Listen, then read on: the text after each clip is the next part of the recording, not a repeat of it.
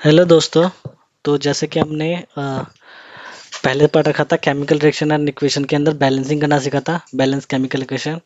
तो आज देखेंगे टाइप ऑफ केमिकल रिएक्शन। क्या देखेंगे? Type of chemical reaction. तो टाइप ऑफ केमिकल रिएक्शन, है ना। तो मेरे को उम्मीद होगा कि आपने पिछले के सारे सारे जो भी लेक्चर मैंने बताए वो सारे के सारे पढ़ रखे होंगे, है ना। तो टाइप ऑफ केमिकल रिएक्शन के अंदर जाएं तो इसके टाइप होते हैं। जैसे पहला टाइप होता है कॉम्बिनेशन रिएक्शन। क्या होता है? कॉम्बिनेशन रिएक्शन, है ना। दूसरा टाइप जो इसका होता है वो होता है डीकम्पोजिशन रिएक्शन। क्या होता है? डीकम्पोजिशन रिएक्शन, ठीक है। और जो तीसरा टाइप होता है वो होता है डिस्प्लेसमेंट रिएक्शन। कैसा होता है? डिस्प्लेसमेंट रिएक्शन, है ना।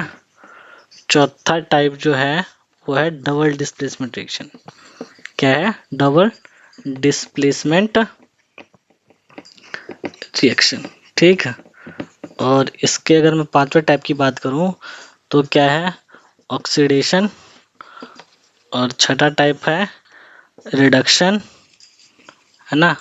और सातवां टाइप है इसका रिडॉक्स। इसके अंदर दोनों होता है। तो टाइप ऑफ केमिकल रिएक्शन के अंदर ये देखो 7 टाइप लिखवाया मैंने, है ना। पहला कौन सा है? Combination reaction. दूसरा कौन सा है? डीकम्पोजिशन। कौन सा है? Decomposition reaction. और तीसरा है डिस्प्लेसमेंट रिएक्शन। चौथा है डबल डिस्प्लेसमेंट रिएक्शन। पांचवा है ऑक्सीडेशन रिएक्शन। सातवां है रिडक्शन। और छठा है रिडक्शन। और सातवां है रेडॉक्स, ठीक है। तो एक एक कर करके इनका हम सर्जरी करते हैं एक रिएक्शन की, और बिल्कुल डिटेल में जानेंगे, ठीक है बेटा। तो बने रहें मेरे साथ, बहुत ही मजा आने वाला है।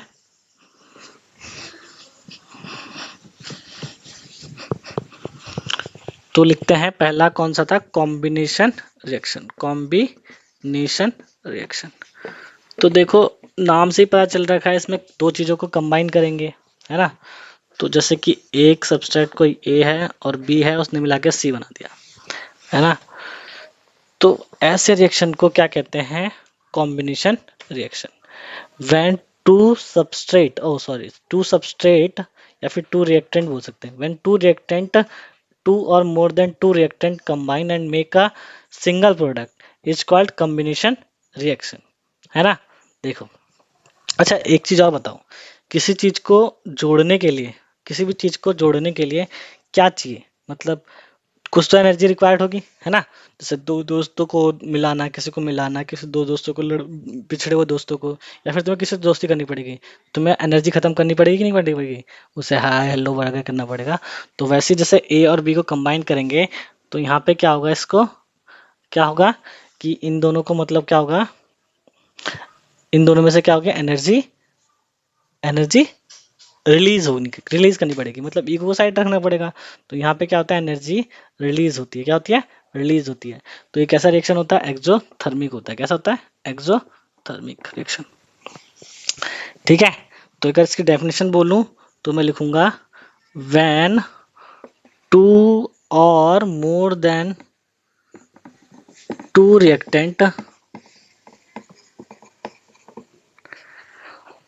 react each other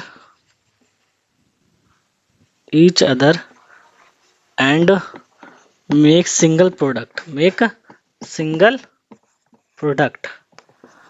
है ना, इज कॉल्ड कॉम्बिनेशन रिएक्शन। कैसा होता है बेटा? कॉम्बिनेशन रिएक्शन, है ना। और जनरली कैसा होगा? Generally it is exothermic. कैसा? एक्सोथर्मिक, है ना। फिर से ध्यान से सुनना। जैसे दो ये रिएक्टेंट है ए और बी मिलकर क्या बनाया? सी बना दिया, है ना। और इसके अंदर क्या होता है? हीट रिलीज होती है, तो इसलिए इसे एक्सोथर्मिक बोलते हैं। व्हेन टू और more than two reactant react each other and make a single product is called a combination reaction. Example देखो बेटा, जैसे कि Mg है, इसको O2 से रिएक्शन करवाया, क्या बनाया इसने? MgO।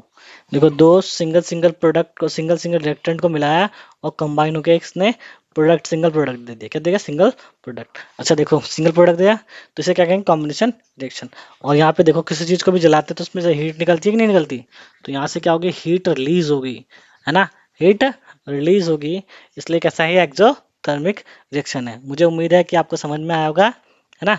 कॉम्बिनेशन रिएक्शन क्या, जब दो रिएक्टेंट को मिलाकर के एक सिंगल प्रोडक्ट बनाते हैं तो उसे बोलते हैं एक्सोथर्मिक, है ना। और मैंने लिखा भी है, व्हेन टू और more than two reactant react each other and make a single product is called a combination reaction. ठीक है बेटा।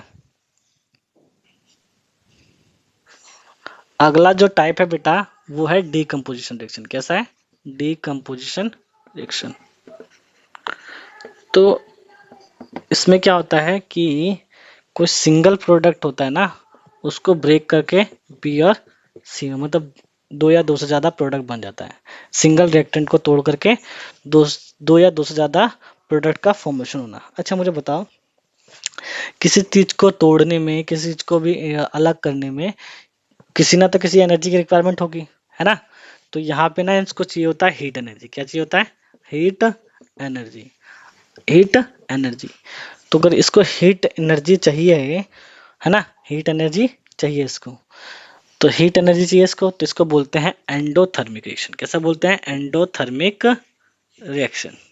क्या बोलते हैं बेटा इसको, एंडोथर्मिक रिएक्शन। समझ में आ गया बेटा। अच्छा, तो अगर मैं इसका डेफिनेशन लिखूं तो लिखूंगा, when single reactant break down into two और more than two product called decomposition, decomposition, है ना। एग्जाम्पल देखोगे बेटा, तो एग्जाम्पल देख लो। ये देखो कैल्शियम कार्बोनेट, ये होता है, इसको हीट करो तो तुम्हें मिलेगा कैल्शियम ऑक्साइड और प्लस का कार्बन डाइऑक्साइड। ये उसका हो गया एग्जाम्पल, एग्जाम्पल, एग्जाम्पल, एग्जाम्पल। ठीक है, तो फिर से देखो एक बार को, डिकम्पोजिशन रिएक्शन क्या होता है।